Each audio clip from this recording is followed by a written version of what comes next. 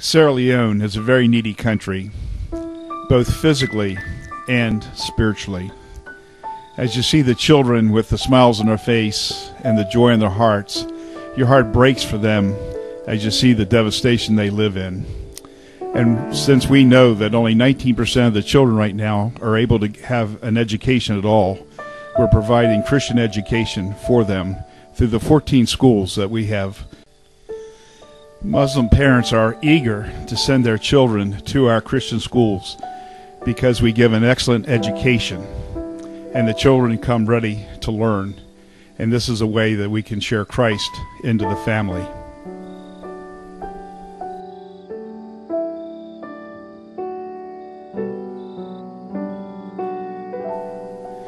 Each one of our Christian schools are also open on Sunday.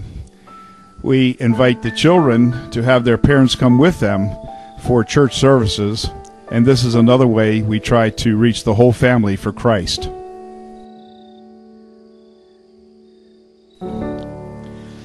Our mission has a strategy to reach the whole country for Christ. I believe we can do it in one generation. The first part of the strategy is the Christian schools, which you have already seen.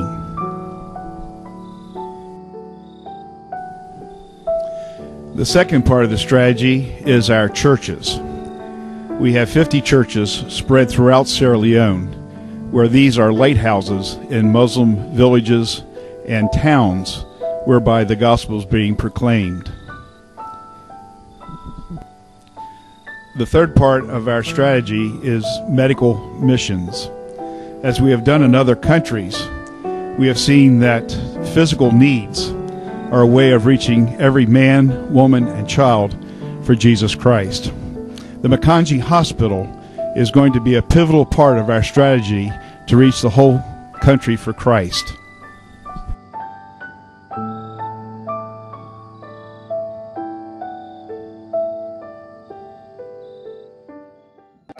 I'm here today at the Mokanji Hospital.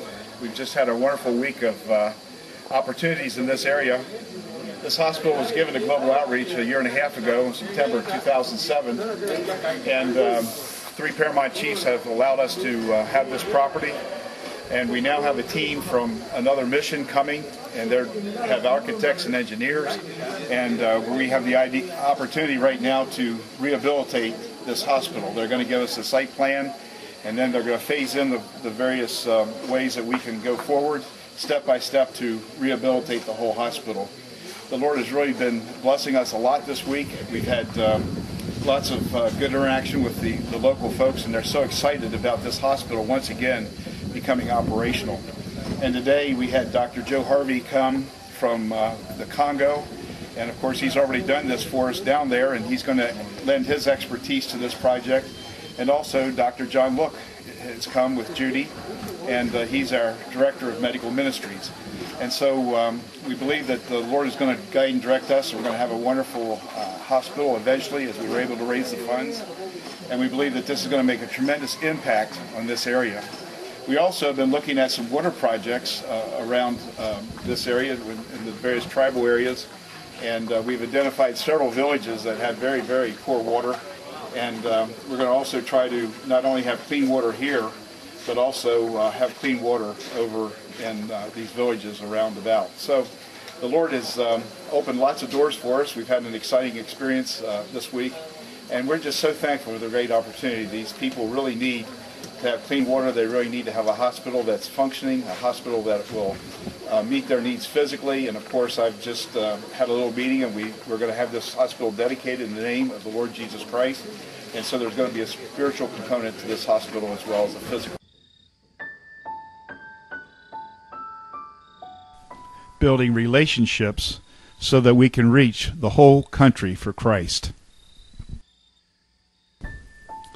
The Mokanji Hospital was given to Global Outreach Mission in September of 2007. 3 Paramount Chiefs came together. These are tribal leaders, and they're like state governors, came together to give us this property, which was damaged in the 11-year war. This hospital was the premier hospital in the country prior to the war. And our desire is to restore it back to that same position, only in the name of Christ. In January, a group of professionals from EMI Mission partnered with us, and we had architects and engineers come over to come up with a site plan which will help us to phase in the various segments of the hospital so that at the end of the fourth phase, the hospital will be totally operational. We will still need to get equipment, and of course we have to trust the Lord for medical personnel, including doctors, nurses, and other staff members, but we believe that the Lord will provide these. Dr. Joe Harvey came from the Congo, and he added his expertise as to how this hospital should run, and we believe that we've come up with an excellent program in order to get this hospital back on its feet. And we're just trusting the Lord for that as soon as possible. You can see here the site plan, the initial site plan that they have come up with. You can see the various phases. Phase 1 is to come up with a clinic on the grounds, and then as the next phases come on board, we'll be able to complete the whole hospital.